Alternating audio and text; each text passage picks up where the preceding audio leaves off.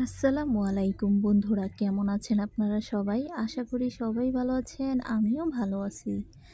আজকে আমি আপনাদের মাঝে নতুন একটা রেসিপি নিয়ে হাজির হলাম। আশা করি আপনাদের অনেক অনেক ভালো লাগবে। তো বন্ধুরা, এই যে দেখতে পাচ্ছেন, আজকে আমার রেসিপি সুগার পায়েস। তো বন্ধুরা, এই রেসিপিটা বাচ্চাদের জন্মদিনে বা বাচ্চাদের বিকেলের নাস্তায় বানিয়ে দিতে পারেন। কোনো রকম ঝামেলা ছাড়াই অনেক সহজ একটা রেসিপি, বাচ্চাদের জন্য অনেক পছন্দ।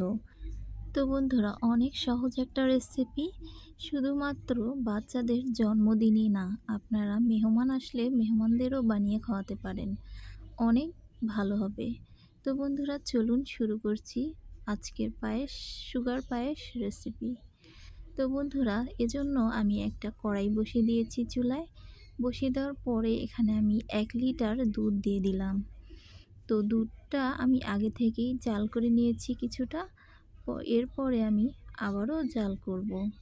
তবে আগে থেকে যদি জাল করে নেন তাহলে কিন্তু খুব কম জাল পরে, খুব কম জাল করে নিলেও হবে।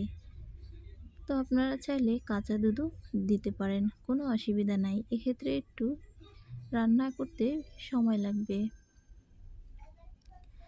তো এজন্য দুধের ভিতরে আমি দিয়ে দিচ্ছি 2টো তেজপাতা আর দিয়ে দিয়েছি 3টের মতো সাদা এলাচ। তো এগুলো দিচ্ছি যে ঘ্রাণ হওয়ার জন্য, অনেক সুন্দর একটা ফ্লেভার আসবে আর খেতেও অনেক মজা লাগবে। আপনারা যদি না চান নাও দিতে পারেন। তো বন্ধুরা, এরপরে এটাকে আমি নেড়ে চেড়ে দুধটাকে ভালো করে জাল করে নিব। অনবরত নেড়ে চেড়ে যেতে হবে যাতে তলে লেগে না যায়। তো দুধটা আমার উতলিয়ে এসেছে। দুধটা আরও কিছুক্ষণ জাল করে নেওয়ার পরে এখানে আমি পোলার চালটা দিয়ে দিব। তো পোলার চালটা আমি খুব ভালো করে ধুয়ে রেখেছি। তো এটা হচ্ছে চিনি গুঁড়া চাল। আমি 1 কেজি দুধের ভিতরে হাতের 1 মুঠ চাল দিয়ে দিয়েছি। তো আপনারা আপনাদের ইচ্ছে অনুযায়ী, দুধ যত বেশি হবে, চাল যত কম হবে, পায়েসটা খেতে কিন্তু ততটাই মজা হবে। দুধ যত বেশি দিয়ে পায়েস বানাবেন অতটা বেশি স্বাদ লাগবে, তবে একটা মাপ অনুযায়ী নিয়ে নেবেন।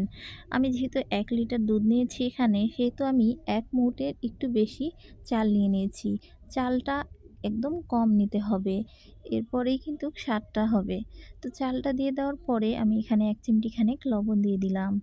এতে চালটা খুব ভালো করে সিদ্ধ হবে আর অনেক সুন্দর একটা মিষ্টির ব্যালেন্স আসবে, খেতে অনেক ভালো লাগবে। তো বন্ধুরা, এরপরে চালটা দিয়ে সুন্দর করে এভাবে নেড়ে যেতে হবে যেন তলায় লেগে না যায়। তো যতক্ষণ না চালটা ফুটে যাচ্ছে ততক্ষণ আমরা এভাবে নেড়ে চেড়ে জাল করে নিব। তো দেখুন, অনেকটা ঘন হয়ে এসেছে আর চালটা কিন্তু প্রায় সিদ্ধ হয়ে এসেছে। দেখুন, হাতে দিয়ে ঠেসে দেখলেই বুঝতে পারবেন যে চালটা সিদ্ধ হয়ে গেছে। তো চালটা যখন সিদ্ধ হয়ে যাবে, এরপরে আমি 1 বাটি পরিমাণ চিনি দিয়ে দিলাম। তো চিনিটা দিয়ে এখন আমি ভালো করে নেড়ে চেড়ে আরও কিছুক্ষণ এটাকে রান্না করে নিব।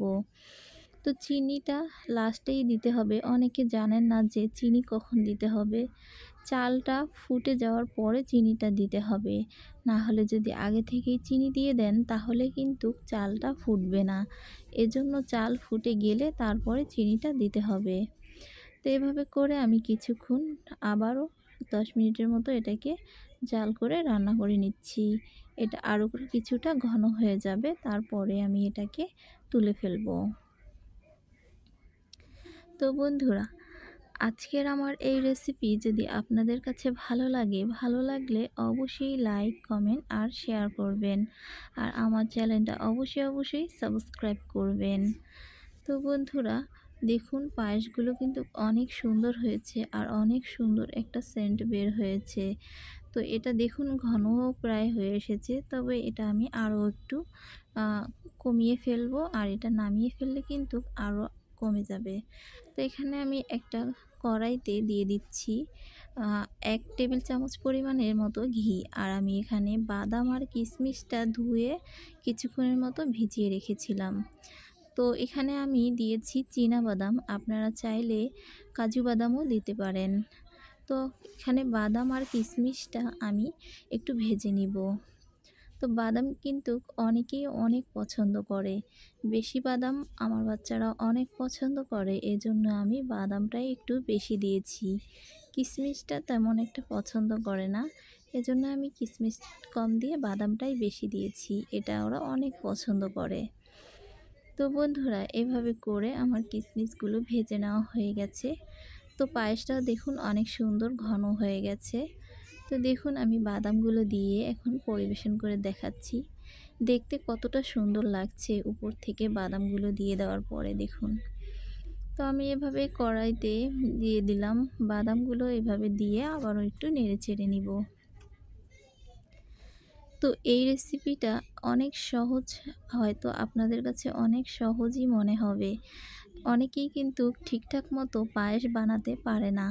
তো আমার এই ভিডিওটা যারা বানাতে পারে না তাদের জন্য, তারা অবশ্যই এই ভিডিওটা দেখে অনেক সুন্দর একটা পায়েস বানিয়ে খাওয়াতে পারবে। তো বন্ধুরা, তো দেখুন পরিবেশন করে দেখাচ্ছি কত সুন্দর হয়েছে। তো বন্ধুরা, আজকের মতো এখানেই বিদায় নিচ্ছি। আল্লাহ হাফেজ। সবাই ভালো থাকবেন।